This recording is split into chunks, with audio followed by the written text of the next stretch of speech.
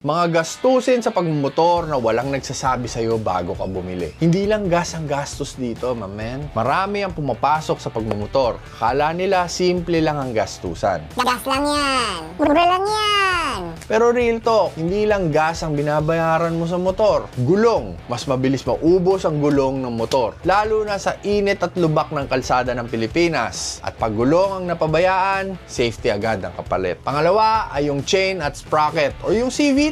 Hindi yan forever. Pag napabayaan, hatak at efficiency ang unang susuko dyan. Pangatlo, gear replacement. Helmet, gloves, rain gear. Hindi one-time buy yan. May wear and tear. Pangapat, minor repair sa biglaan. Ilaw, kable, preno. Hindi mahal isa-isa. Pero pag nagsabay-sabay, ramdam mo sa bulsa. Tapos ito yung madalas nakakalimutan. Oras. Oras sa maintenance. Oras sa pila. Oras sa pag-aalaga. Kasama yan sa tunay na gastos. Hindi para takutin ka, kundi para mas handa ka. Kasi mas masarap mag-ride pag alam mo kung saan mapupunta yung pera mo. Na-experience mo na ba to? Comment gastos kung nakarelate ka.